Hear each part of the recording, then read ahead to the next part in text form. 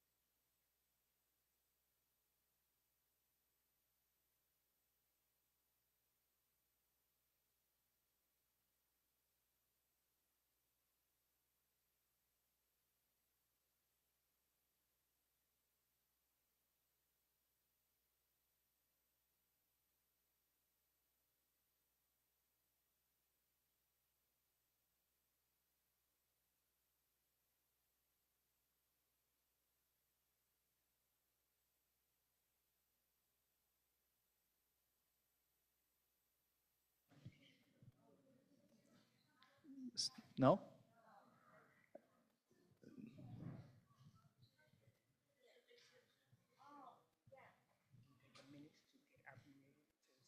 The capacity is not big enough. So they say it's upgrade now. So how many times? In the process. It's happening right now. Happen right now. So they just try more and more. Keep trying. Keep trying. OK。好的，我们后台的这个技术升级已经完成了，但是可能需要一点时间，它才可以有效，所以大家可以继续尝试，然后应该很快就可以进去。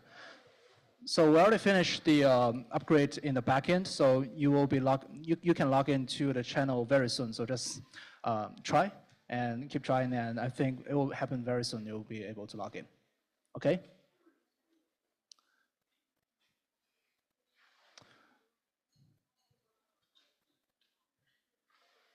If it works, please raise your hand and just let us know that it works for you. Okay. It still doesn't work. It's a Russian language problem? You mean reach the upper limit? Okay, I think the backend is still working on it.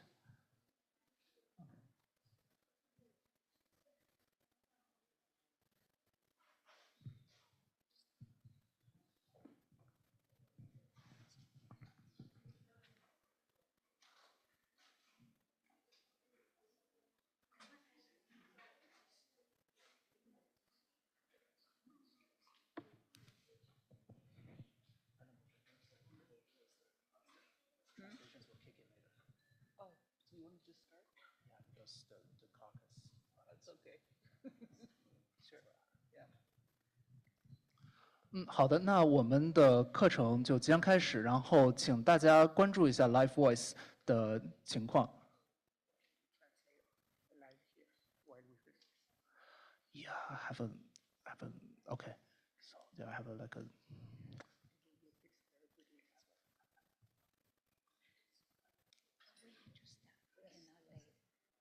The schedule is very intensive. We stress that.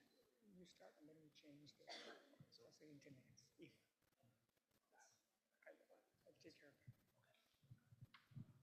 Okay, so we will start the class and I will translate for the first 5 minutes and while everyone is trying to log in into the live channel. 所以那我们因为课程的时间限制，所以说我们就先行开始，然后我们课程的前大约5到10分钟，我会为大家来翻译，然后接下来请大家不断的尝试，看能不能登入我们的 Live Voice， 好吗？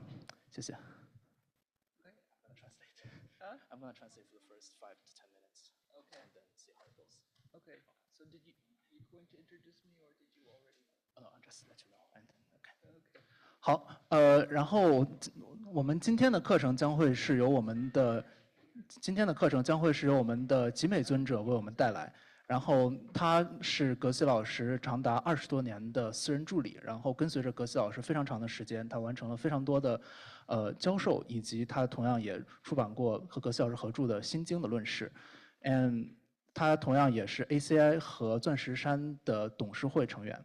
So the first review class will be given to us by Venerable Jigme, and she had been a personal executive assistant of Geshe Michael for more than 20 years, and she helped with various projects, and she has sitting on the board of directors of the Diamond Mountain and also ACI. She is the ACI senior teacher, and she has been teaching various students across the world. So let's give the stage to Venerable Jigme.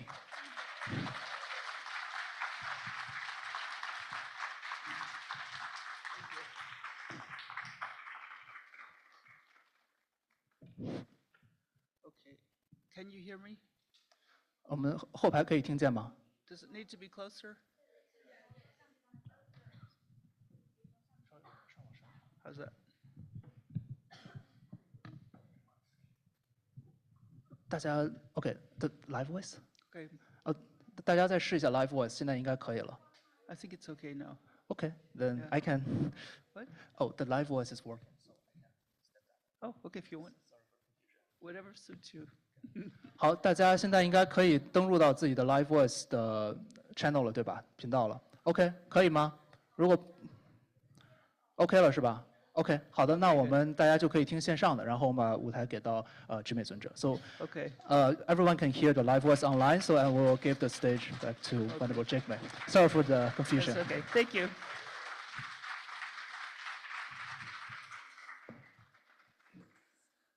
Okay. Hello, everybody. So first of all, I'm supposed to give you an explanation about the review courses. So basically, this is a preparation. Geshe Michael has agreed to teach Diamond Way again, which you all know is why that's why you're here. So traditionally, there's a preparation for Diamond Way teachings. What he gave us was extensive preparation. I don't think anybody else ever had that much preparation for Diamond Way. And it suited a lot of people, but probably not people who are busy, people who have families. Most of us, we would just go and give up like weeks at a time. And so many times, I think most of the people now, it's not so convenient to do that.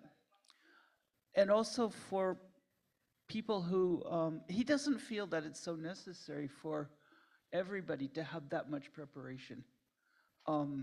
So that's why we have these Lam Rim teachings. And it's a preparation for whenever he gives the Diamond Way. So the text he's been using, and this is traditional with many lamas, to teach Lam Rim first. His teacher, Ken Rinpoche, used to do that. That was his preparation, Lam Rim. And what he gave us to teach is the Song of My Spiritual Life, which is written by Je Tsongkhapa. who was the inventor of Lamrim. So he's been planning to teach the whole thing in about a year and a half total, over the period of 6 retreats like this one. And we've already had 3 retreats, so we're halfway through. And one of the things is that after he teaches this Lamrim, that he figures he will have covered all the material that's necessary for you to understand before you get Diamond Way. So, but you have to have all of the courses that he's taught. So this is basically what we're doing today, is we're doing review courses for people who weren't able to hear the most recent one in Phoenix. That's what I'm going to be covering. The first class that he taught, I guess it was in October. Okay, so I have this fancy thing. Let's see if it works. Okay, the first thing, when he was teaching this class, he started out talking about the diamond, and I don't know how many people here are new, that you haven't had classes before. Okay, not very many.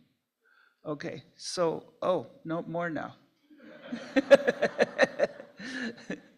So I'll explain then why diamond is important, just because that's a very basic thing here. So he had a very deep meditation, and he understood the meaning of emptiness. And when he had that meditation, it was kind of rare to have that deep of a connection with emptiness. And after that, this was when it was many, many years ago, actually. But he started to try to think about how can he remember this, because I don't think you could ever forget, but he wanted to have something that he could think about all the time so that it would be at the top of his mind. So he was trying to think about what would describe what he had experienced, and what came to his mind was a diamond. A diamond is, it's the most ultimate. So this experience that he had in meditation was, it's a deep connection to the ultimate reality. And so diamonds are considered, because they're the hardest thing in our world, they're also completely pure. And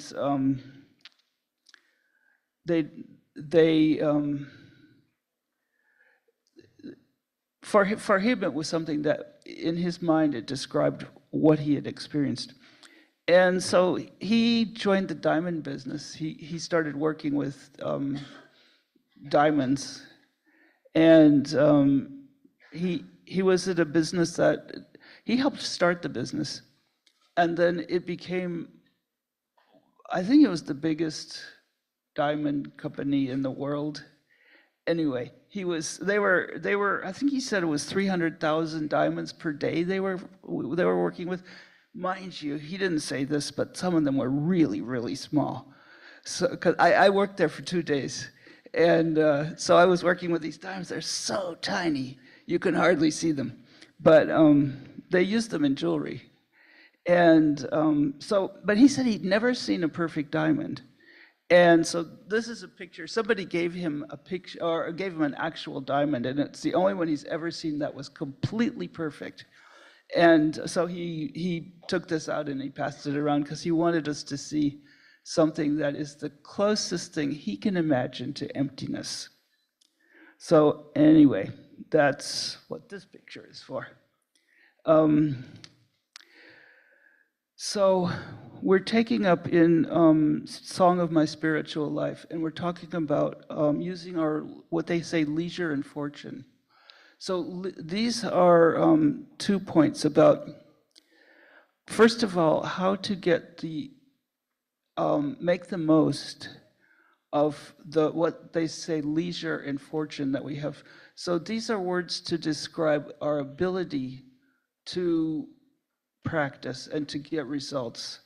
So leisure would mean that you have the ability, you have the time, you have just circumstances in your life where you can actually practice, you can study and practice, and you can get results. And then fortune is, they're similar. They're just ways of describing your ability to be able to practice and get results. And so that's the first part of this. And then the second part is, how do we get this? So that's in the reading, that's what we're talking about. And that's what the homework is about. Now, you got to do this homework in order to pass the class. And you have to pass the class in order to get the Diamond Way. So you want to, there's only 3 questions in the homework, so it's not so bad. And I'll do the first one right now. So let's see. The thing is, he didn't cover what he was supposed to cover in this class, so I'm going to cover what he covered. And so first of all is this discussion about how fortunate we are to have this body and mind, and how it's even more precious than a diamond. And you might not think about it that way, because we all have lives, and our lives for us is normal.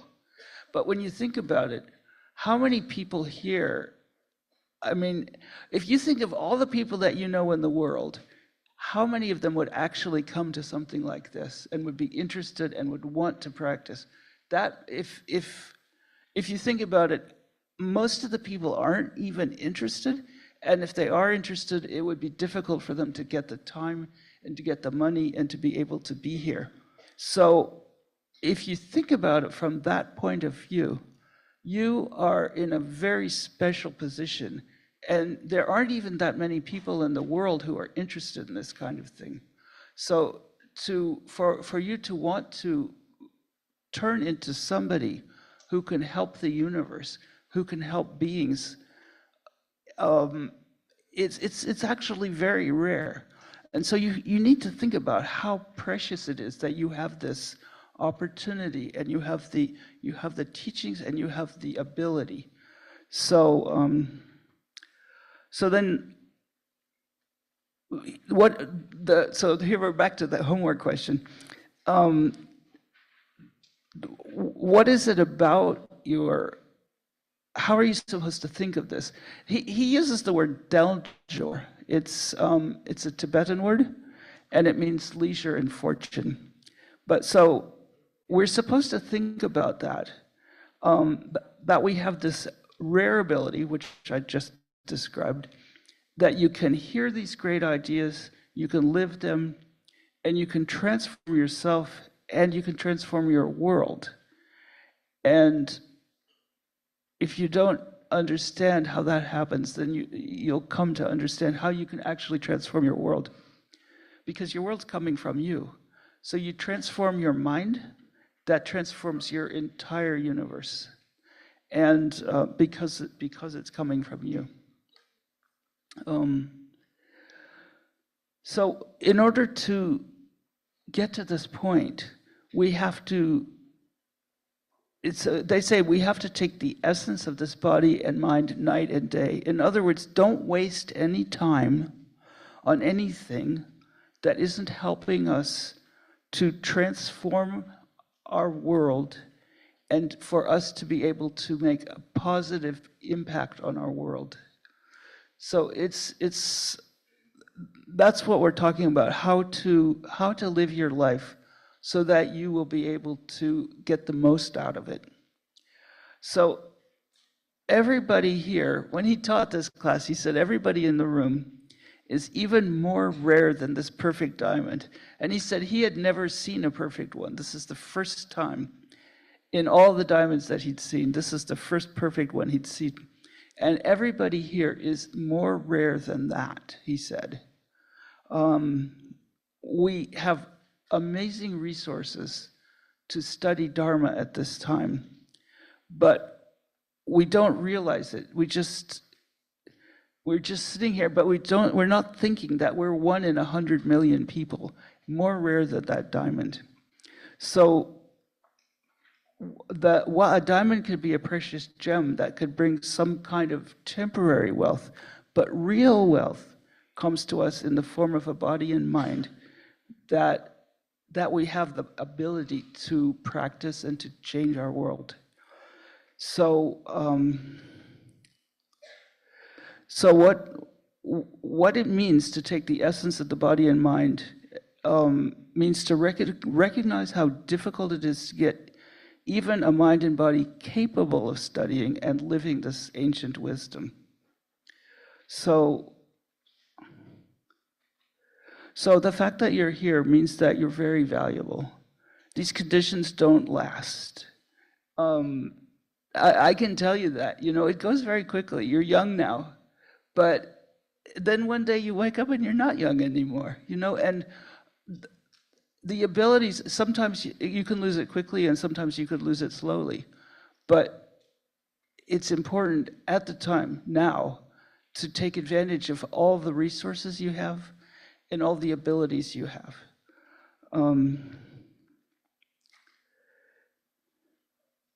Let's see. I'm trying to cover all the things. Yeah. Okay, so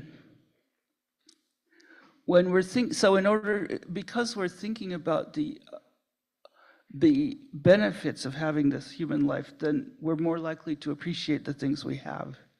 So we have to think about that. So that's the first homework question. Okay.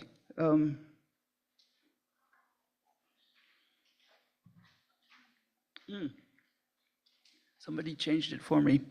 Okay. So these Diamond Way preparation classes, every time we're doing one, then we want to show one of these posters. This is taken from the book, which I think they're selling them over there, of Jetsun Kappa's life. And they have to do with something about his life. In this case, it's doing retreat. So this is one of the suggestions for your life. Doing retreat is it's very important, and it's the best way to actually practice these teachings, to get them to kind of, well, let's see how it works. It kind of gets it so to where you can get the understanding deep inside of you, so that it becomes natural and obvious. So when he was teaching this class, he had just finished a retreat with some people. Let's see, yeah. It was at Diamond Mountain, our retreat center in Arizona. And there was a bunch of people who were there doing an innovation retreat. And so he was talking about that. And this is a picture from there. He was saying this is a very good retreat, a good place for retreat, because it's one of the most wild and empty places in the world. You have to be able to get away. The mind has to be still. When the mind is still, then a lot of realizations, a lot of understanding comes up, and things start to make sense to you. So he said he was thinking about the future of his monastery in India. It was started 600 years ago, and one of the things, when they first started this monastery, it was started probably maybe 20 or 30 years before he started going there. But it was it was very primitive. They didn't have any money. And so he used his diamond money to build the library, and he built a school for these 400 children who were young monks. And he supported it. They didn't even have clean water when he first went. He dug the wells for them. He well organized to dig the wells. And he started a food fund. He got medicine for them. And so he took the money he got from the diamond business, he spent a lot of it on the monastery. And so he really loved that place. It was, and then he got all of his teachings there. And then he was saying when he taught this in October, he said, so he had a lot of teachers there. And the last one died. Some of you knew him. The last one died earlier this year. And so he was thinking, Geshe was thinking, after the last teacher died away. So, well, there's still teachers there, but his teachers are gone. And he was thinking that that way of teaching is no longer practical. It's good for a few people who are there, but now there's so many people who need these teachings that he wants to make it more available for people. And this has been his, for 30, 35 years, this has been his impression, what he wants to do. So he says, now it's, using this picture, it's a new galaxy now, and that we're the light. The students are the light. And all the students in the 5 houses and the other programs, he says he loves the monasteries. The monasteries are really, that's where the knowledge and the tradition and the lineage has been held for 600 years. But now he's saying it needs to be more open, it needs to be more available to people because we really need these teachings. So he says, you have to take the diamond of your life and use it well. You are the only hope for the future. So then he changed. So this is the end of that. He was supposed to talk about some other stuff, but he decided that he could best communicate the information by going to a book that he's been working on. So he's been, one of the books he's been translating, one of the authors he's been translating is Arya Nagarjuna. And he was the one who, they called him an Arya because he had a direct perception of emptiness. He had the best understanding of the teachings. And he wrote 140 books that we know of. And 2 of them are letters to a king, to 2 kings. And they're really special and they're very relevant for us because they weren't written for monks or nuns. They were written for normal people. Basically, kings in those days, they were like businessmen. They were practical and they were driven and they were, they were trying to make something happen on a physical level. So, like even now, most people are normal family people. And so that kind of thing is more appropriate than the teachings would be for people who are living in a monastery. So he found a commentary to this book, the Letters to the King, written by Tsongkhapa's teacher.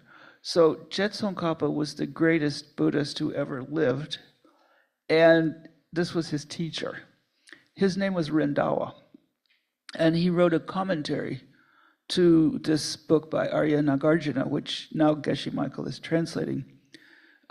He just finished translating. So one of the things in there, he was thinking about the teacher of Tsongkhapa must be pretty special. And how did he get to be so special that he could teach the greatest teacher of all? So he went into the database, the Asian Legacy Library database, ALL, and he found a whole bunch of material about Rendawa. And so he put together a life history of him, and he put it in the back of this book that he just finished translating. But part of this was 16 steps on how to use your diamond life well. Did we print those out? We should print them out for people.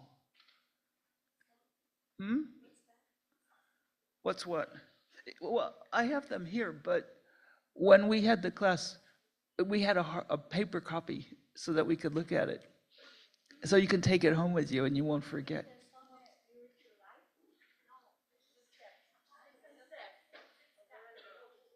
It's actually 16 steps. But I'll give it to you and you can print it for people. Yeah, good. Okay. So this was in one of those books, and it was about the life of Rendawa, and all the things the steps that he did in his life to make it meaningful. And how much time do I have? I don't want to take too long.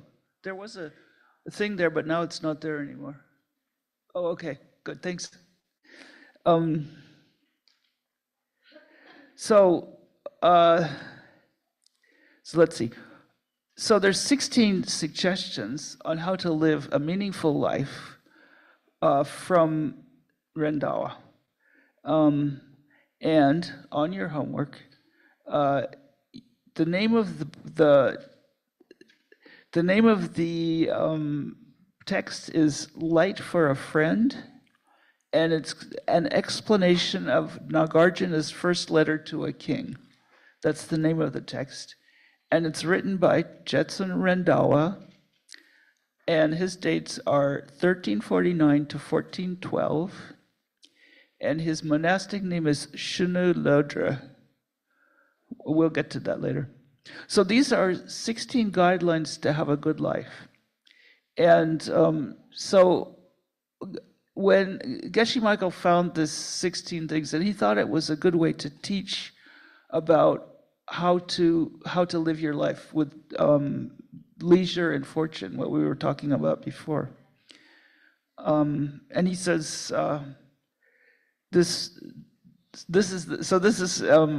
if you understand these 16 things, then you'll understand what you need to know. So I won't be able to get through all of them today or in this class, because some of them go into the next class. Okay, so the first one, let's see. Look, there's that one. Okay, so it's how Jetsun Rendawa orchestrated his birth into this world, selecting a useful family and social group. So he's saying that this is what we need to learn how to do this. We need to learn now how to organize our next life so that we will be born in a family that would be supportive and will help us to be able to get started practicing and to understand what's the meaning of our life.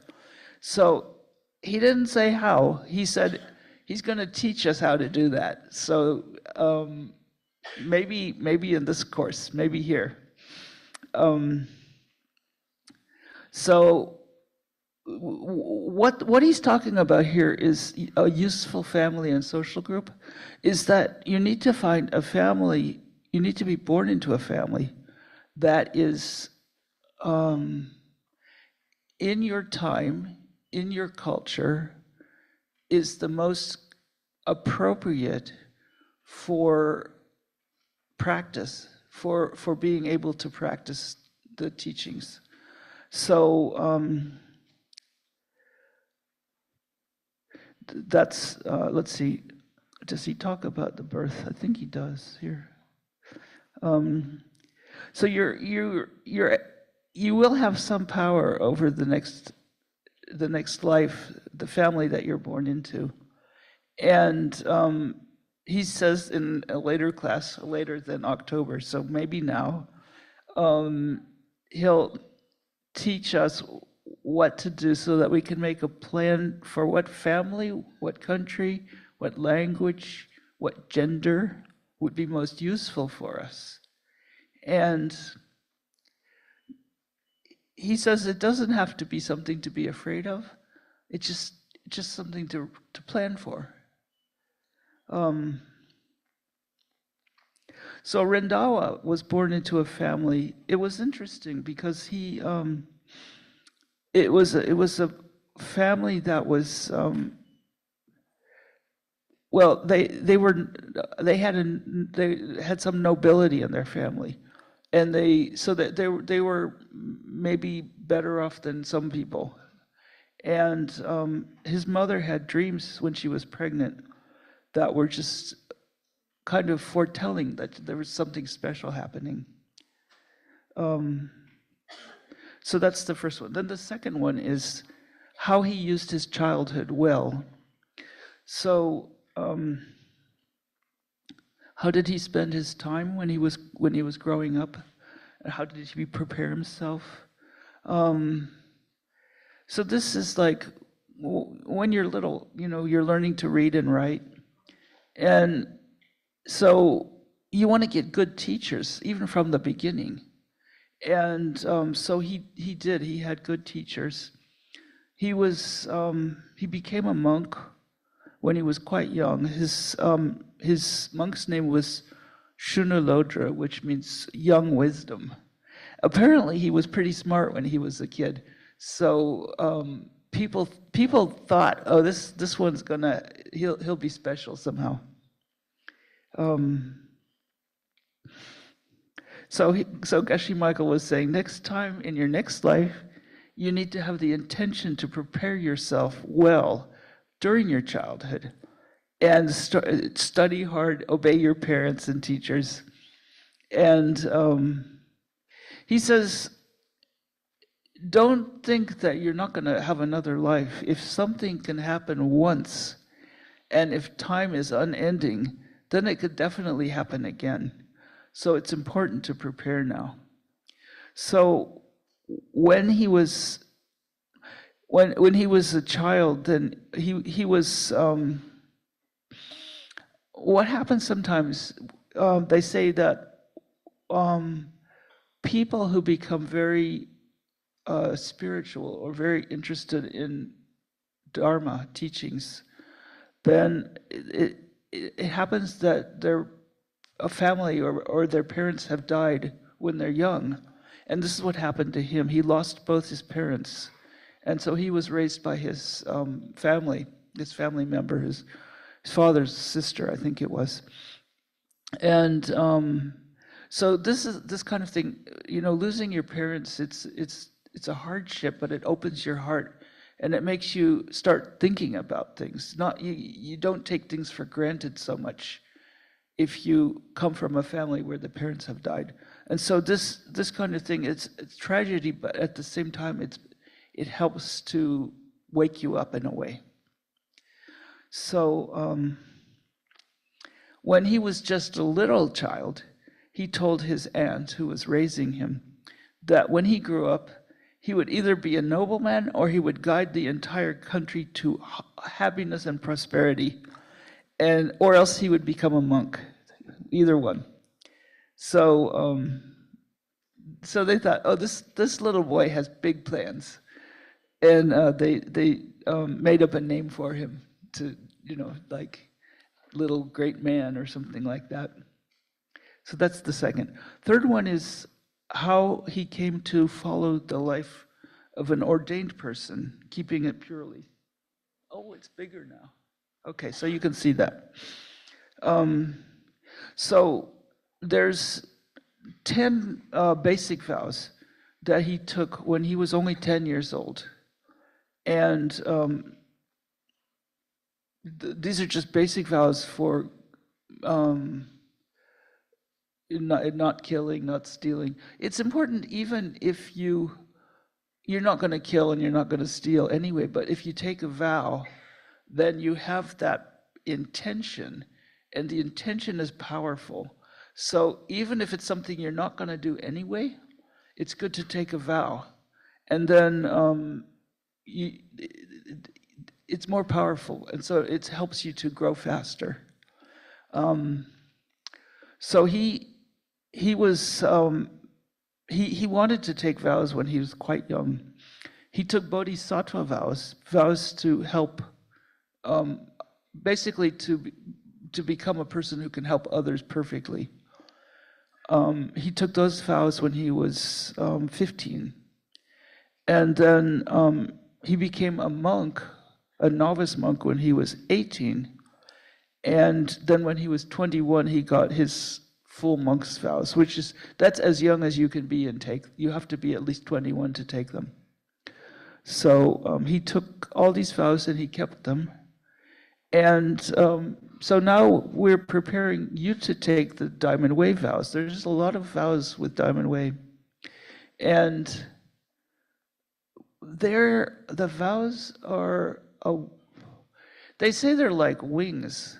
You think of vows as being something that restricts you, but actually if you follow the vows, they keep you out of trouble, and they push you in a direction where you can fly.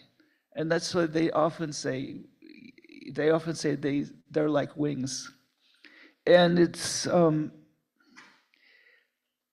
I have a lot of vows, so I can say I'm trying to communicate what the purpose and what the meaning of vows is. It's like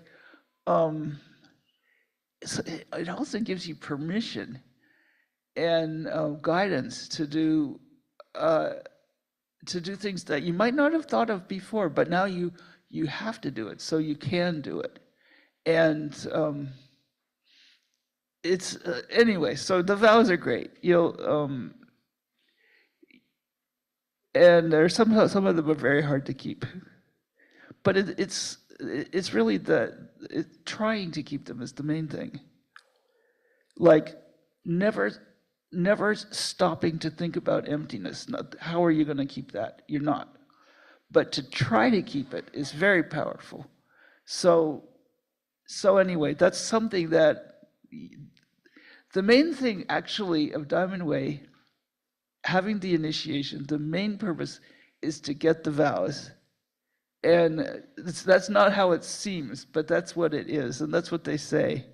It's like a magic thing that you get these vows. Okay, number 4. How he maintained a life of viewpoints and activities which holy ones would praise. So even when he was a teenager, he was very kind toward people, and he was carefully, sensitively acting kindly toward people he met, knowing where they came from. So by being kind to others, then you're creating kindness in your world, and you're creating your world changes. And so he understood that, and he realized that the world that he saw was what he was creating. And so these are things that you can do without waiting for your next life. You can act that way toward people now, and you can learn a lot. And when you see someone else and they're a kind person, then you know this is a reflection of me, because I've created them. By my goodness, I've created people in my life who are kind. And so that was number 4. Number 5, he took himself to holy teachers for study and spiritual development. So he had the chance to study with the greatest teachers of his time. And it was, he actually, he had the opportunity to study with the teachers who knew the most about all the subjects. And so he was really the most capable of being the teacher of Jetson Kappa, because he was the maybe one of the only, or maybe the only person in Tibet at that time who understood all these things. And he also he also was able to study with Tokme Sangpo, he's the one who wrote the 37 practices of a bodhisattva. So not just the Geshe studies, but also the bodhisattva teachings, Lojong they call it. ACI course number 14. So then the other thing about it is that he, after he got to know Jetson Kappa, he was older than Jetson Kappa, but he became his teacher. But then he realized that this person was pretty amazing, and so they started teaching each other. And this is not, it's not a common thing for the teacher and the student to teach each other. But he said that they did this for many lifetimes actually, and that there's a record even of the names that they had during those lifetimes there where they would teach each other.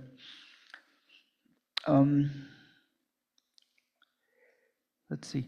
So there's in this book, Light for a Friend, that Geshe just finished,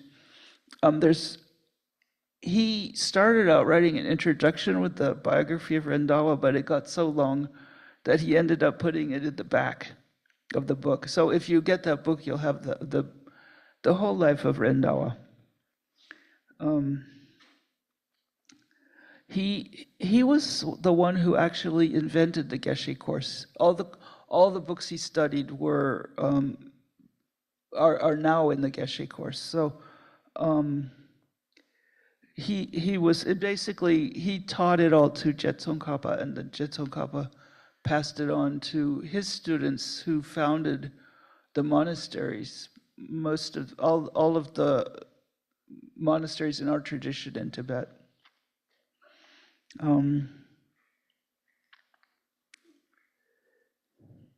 So basically, he was the only one who would have been able to teach Jetson Kappa everything that he needed to know, because he was the only one who had studied that much.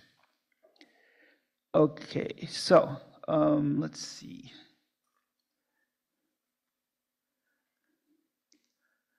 Is this the same one? Yeah, it's the same one. Okay, next one.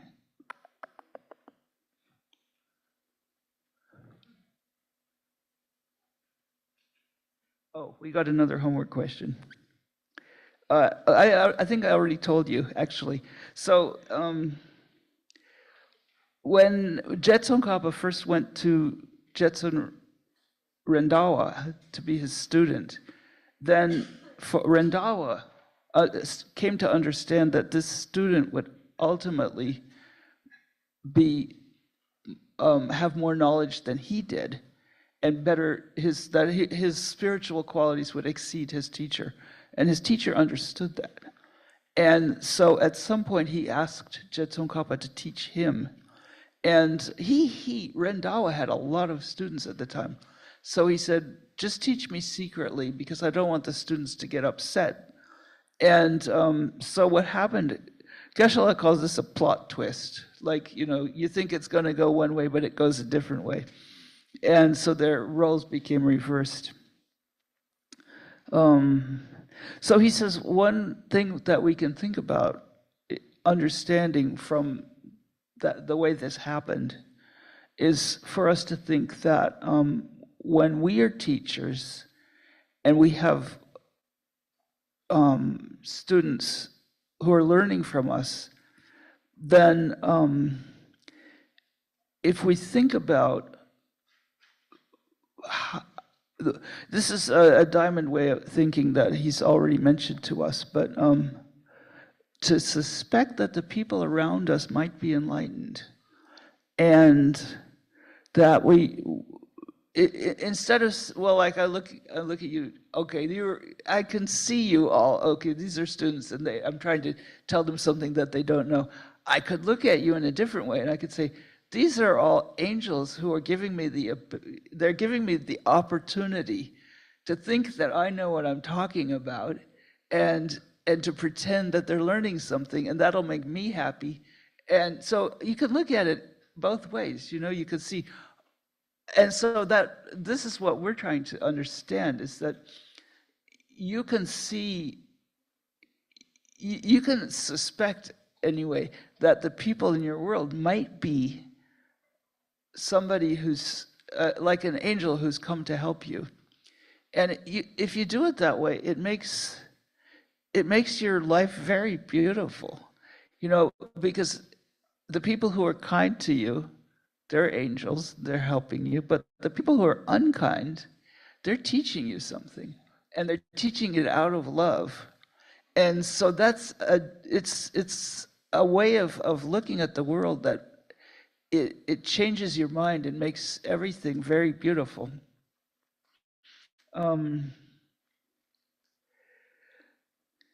Then, of course, you know, you go farther than that. You know, they're not coming.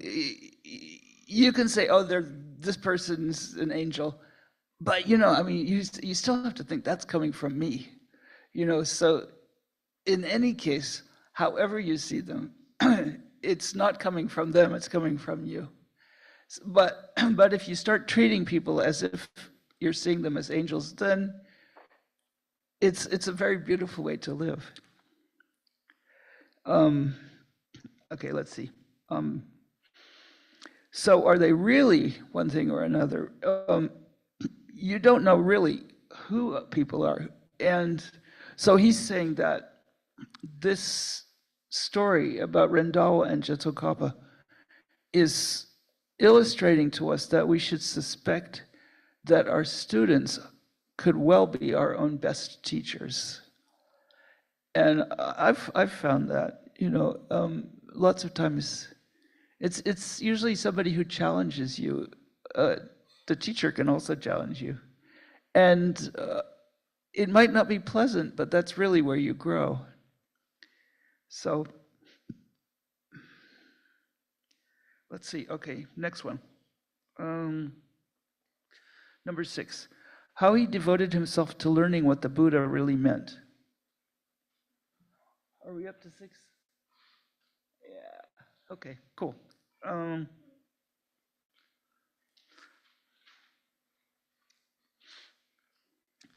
So, does that have the Tibetan? Yeah, it does. Tupai Gongpa Chitar Zelwa Teltsul. Sorry, I'm sleepy.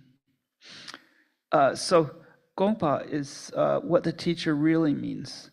And in the case of Lord Buddha, this is a subject, it's important because he taught emptiness in a lot of different ways to a lot of different students. So he would check the student, and then he would teach emptiness from a point of view of that the student could understand. Geshe says the way he teaches it is the ultimate, was using a pen, which I'm assuming you all have heard about. I could do it real quick just because there's 3 people here who haven't heard it, maybe. So this is not a pen, this is a pointer. Let's see. So anyway, it works. Is that it? No, oh, no, I just turned it off. I'm sorry. Here we go. Yeah. Okay. So you can see it's a pointer. If a dog came in here and it went like this, the dog wouldn't see a pointer. It would see something to bite or something to play with. So this is just a really quick way of saying it. So you can understand that you look at this thing and you see a pointer, and a dog would look at it and they would definitely see something different. So the point here is that this thing is not coming at me. The understanding of what this is not coming from me. I mean, it's not coming from this thing. This thing doesn't exist in any single one way. It exists according to the perception of whoever's looking at it. So that's what we're talking about here. The different ways of understanding emptiness. It's the emptiness of this object is the fact that you can, different people look at it and everyone sees it differently because it's coming from their own perception, their own experience, their own way of creating their world. Okay, so let's see. So Je Tsongkhapa,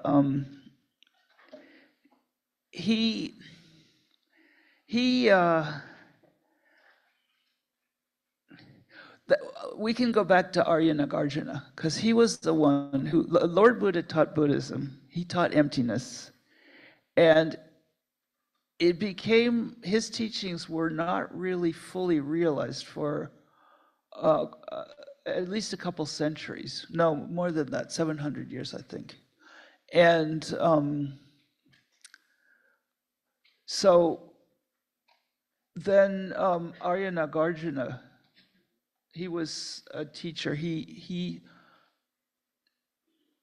was able to understand the real meaning of what Lord Buddha was teaching. And so he started teaching, but then people didn't understand that. And so his books, he had written a lot of books, but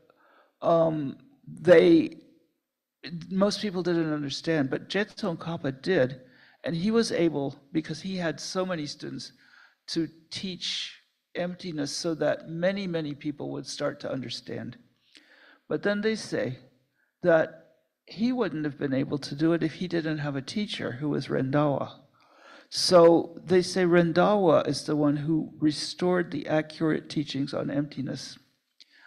Before his time, the teachings had been lost, and he even himself understood that his attempt to restore these teachings were able to spread them throughout the country, so that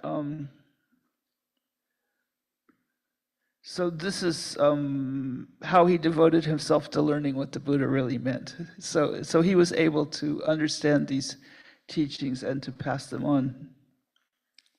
Next one is number 7, how he gained the profound, the deepest understandings of a perfect view of reality. So in his writings and in the writings about him, it doesn't say whether he ever did see emptiness or not. So there's no record on that. But he used exactly the same books that Geshe Michael is teaching us. And he learned the different schools, and he figured out what Lord Buddha really meant. And so they don't say for sure because it wasn't recorded, but it seems very likely that he had been able to see emptiness, and therefore he was an Arya.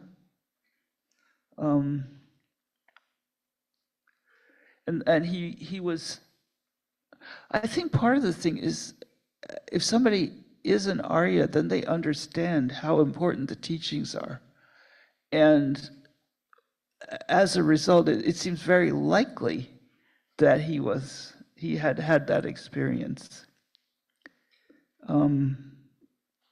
Okay, now the next one. You know, if you're interested in this whole thing is in the back of the book that we were talking about, and so you can actually go through the you can go find the book and then read it, and it gives a whole description of his life. It's very beautiful. So number 8, how he wrote commentaries on the classics of masters of the past and also his own compositions.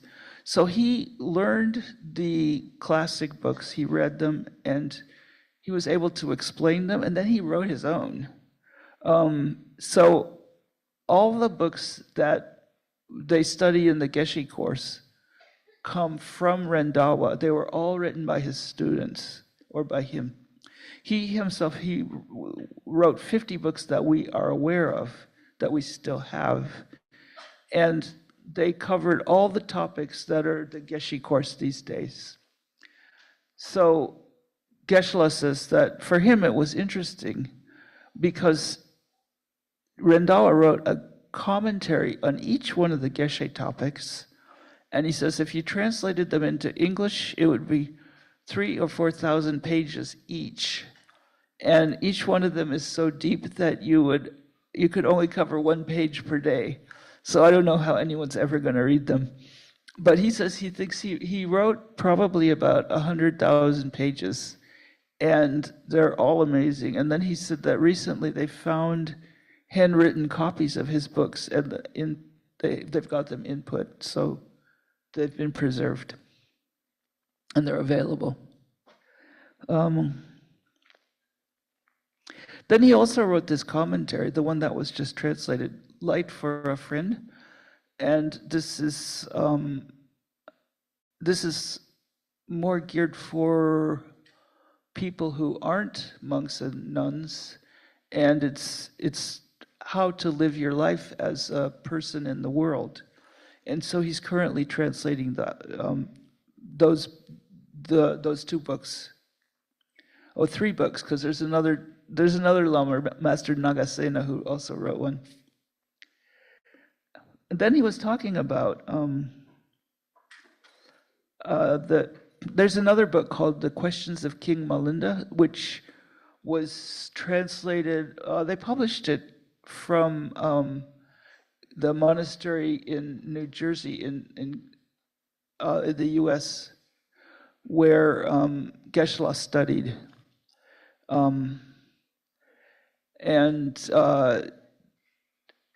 So, well, he brought this up when he was teaching this.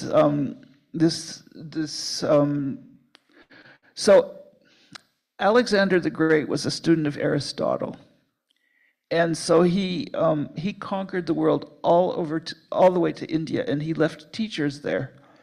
And so one of the students was King Malinda, and there's this book about his questions that he was asking of a monk, and so this is something else that they translated. So this is something, anyway, so this list, which is, we're on to the next one, which is the next page, that one. And you're supposed to remember this is things you have to do in your lifetime. And there's only one left, and because the rest of them will be done tomorrow or later today, I guess.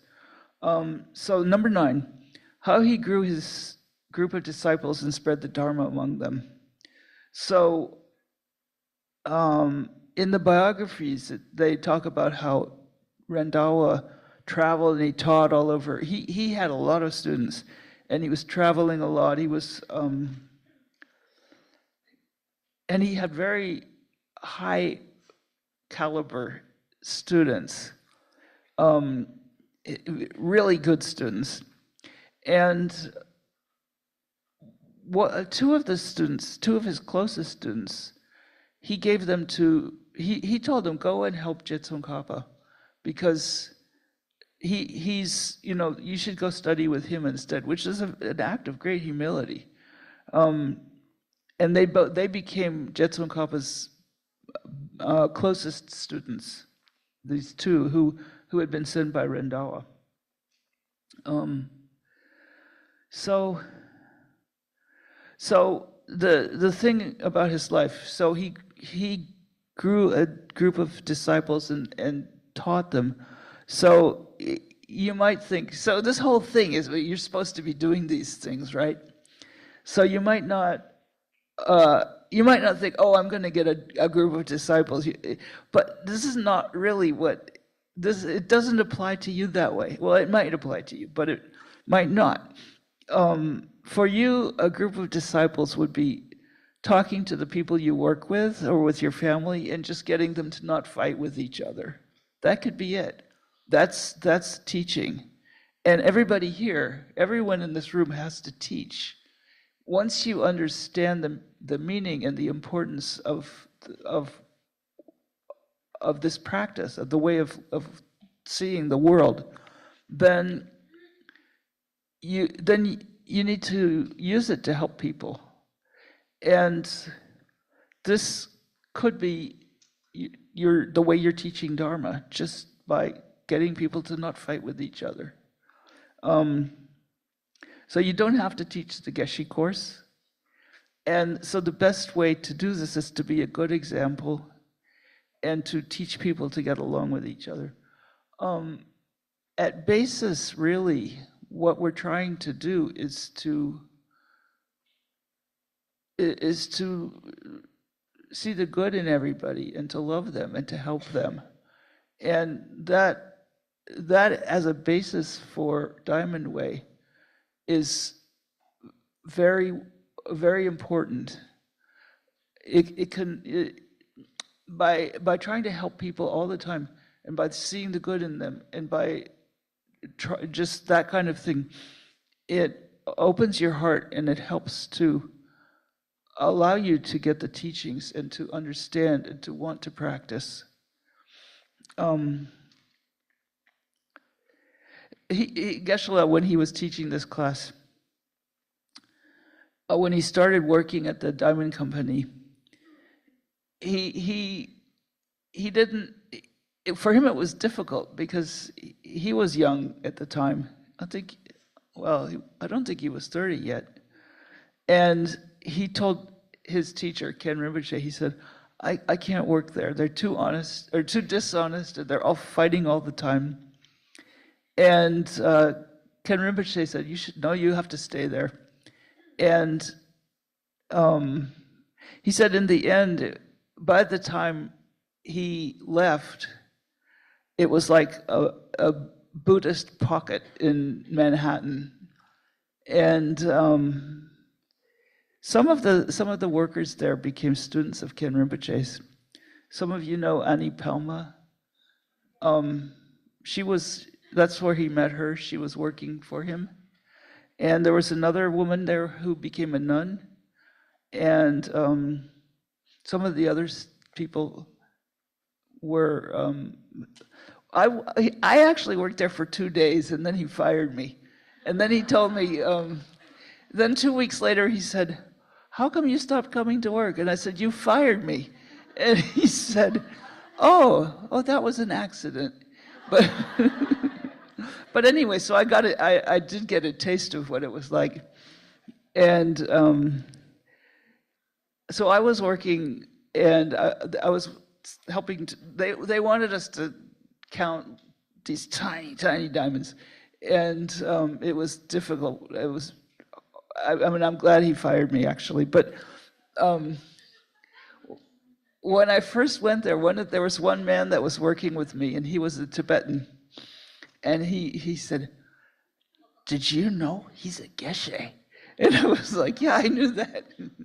But I don't think most people, maybe Geshe thinks nobody knew, but I think they did know. Anyway, that's as much as we're going to cover in this class.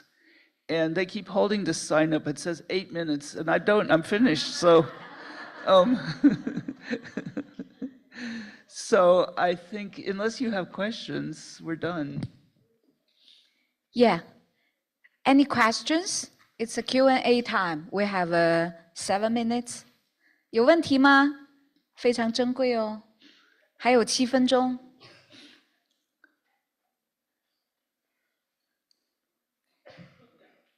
Yeah. OK， 跑起来，来给我们的这位伙伴一个机会。老师你好，事实上我也很想知道，就是格西老师是怎么做的，让这个团队做得越来越和谐。那我们在很多的团队组织里，特别是能看到有这种纷争和这种这个思想或者上的一些冲突，我们也很想知道到底该怎么做会更好。谢谢老师。Okay. Any translator here, or I will be the one volunteer? So he has a question. She's curious how Geshe can make this growing up group, community, like a very much harmony. She look a lot of communities kind of like a lot of fight. It's not that much harmony. So in your eyes, how Geshe can make this community harmony? Have you any suggestion? Yeah. 翻译 The only thing you have. Isa 来上。嗨，来。 What? Oh, is that my translator? Yes. Yes. We need to translate here or online? It's online. Okay. But people here, what about all the people here who can't understand it? Yeah, they can understand it. Oh, okay, Yeah, okay. Yeah. So 线上在翻译，因为刚才老师没有听耳机，不知道他的中文，但是现在老师在说英文的时候，你们可以通过耳机来听翻译。用现场来翻吗？好的，好的，好，来有请。谢谢你们啊。来，请上。舅舅那边穿的好漂亮，这个。好。Hi, my name is Bob. Yeah. Okay, so how can we get harmony in the group? That's the question. 老师想跟你确认一下，你的问题刚才提到的是说如何在我们的机构当中维持这样的一种和谐，对吧？ The only thing you have any control of is your own actions. 我们唯一能够控制的其实就是你的行动。 But your actions are what creates your world. 当然，你的行动也就创造了你的世界。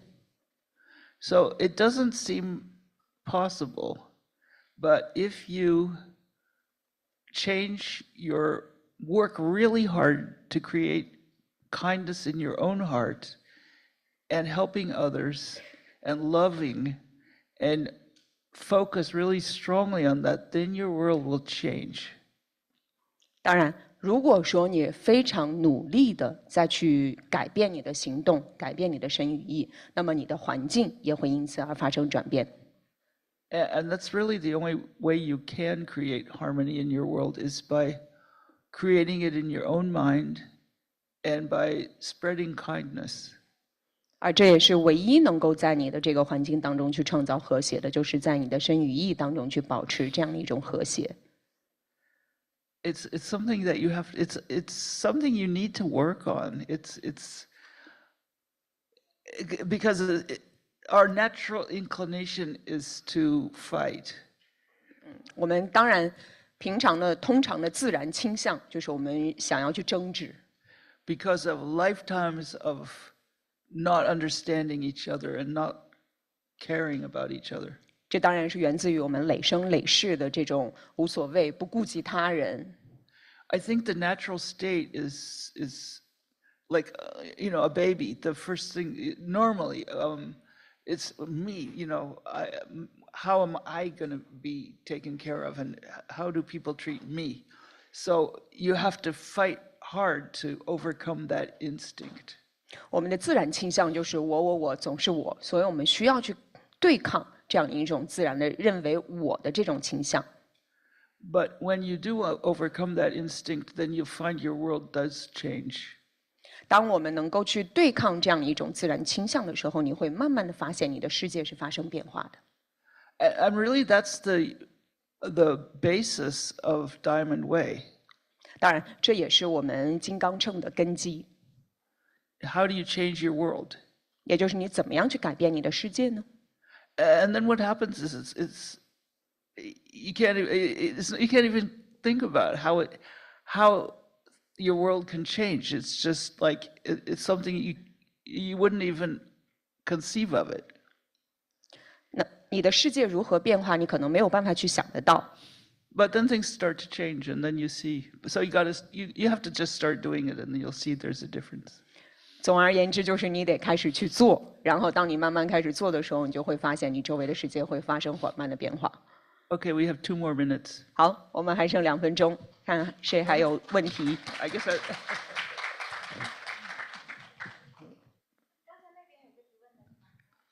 Is there someone still have question? We have still 2 minutes. a quick one.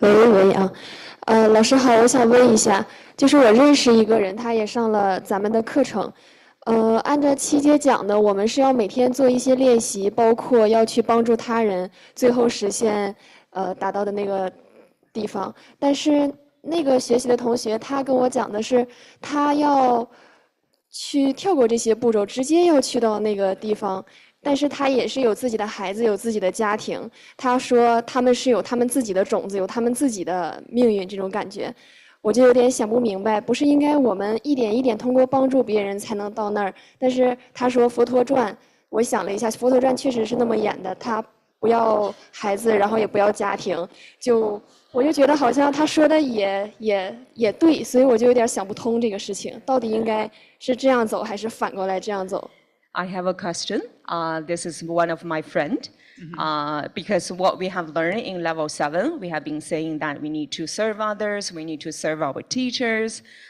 So through this, we can slowly to touch the diamond world. But my friend, he skipped or she skipped this part, and she said she can directly touch the diamond world. So when I really think about it, yes, I have been seeing the biography of Buddha, which is the movie. And in the movie, Buddha also did the same. He gave up all his family and all his kingdom, and then he searched, and then he got enlightened. So it quite confused me that which one is the right way and what is the right way. Well, there's different ways to do it. 老师说有不同的方法可以去做到的。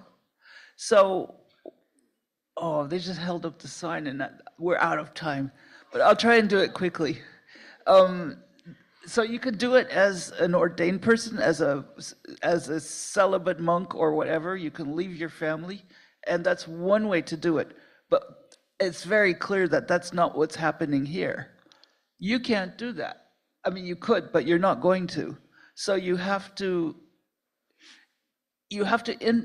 instead of renouncing the world, you engage in the world, you work in the world, and you can do the same thing that way. And sometimes it's even more powerful.